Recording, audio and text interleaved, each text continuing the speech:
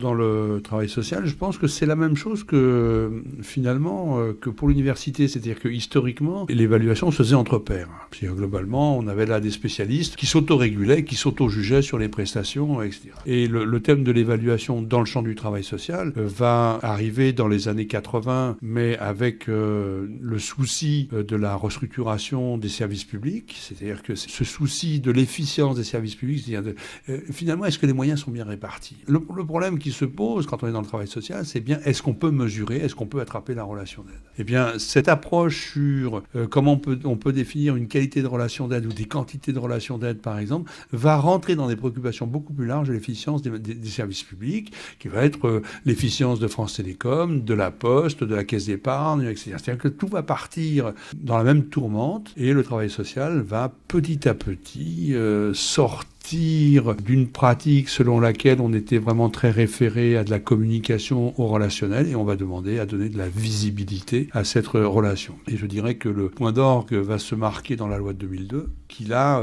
institue l'obligation d'évaluation dans le champ du travail social et dans le champ du médico-social aussi. Et aujourd'hui dans le champ du sanitaire de plus en plus. Et donc le virage de l'obligation d'évaluation va être de 2002 avec la caractéristique qui est que là où on a un grand changement, c'est que l'évaluation ne se fait plus uniquement par les pairs et entre pairs, mais on va faire entrer une visée extérieure à ce champ-là. Avec une évaluation interne, donc, et une évaluation externe. Voilà, donc vous avez là maintenant les deux modalités qui sont théoriquement obligatoires, avec un problème de fond, c'est qu'il n'y a pas d'articulation entre ces deux registres d'évaluation. Vous avez d'un côté l'évaluation interne, alors qui est l'évaluation qui est centrée sur les pratiques professionnelles et qui est une évaluation qui doit servir à débattre sur les pratiques.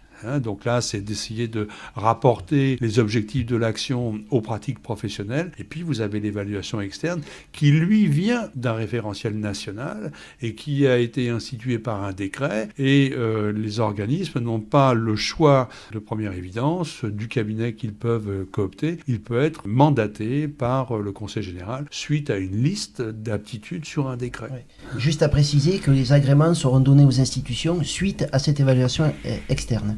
Oui, alors les agréments, mais encore plus importante, les autorisations, puisque l'autorisation, c'est carrément la possibilité de réouvrir son institution pour 15 ans. Donc vous avez, parce qu'après il y a des choses qui deviennent techniques, mais disons que oui, il faut, pour être autorisé à fonctionner, il faut avoir fait l'évaluation externe.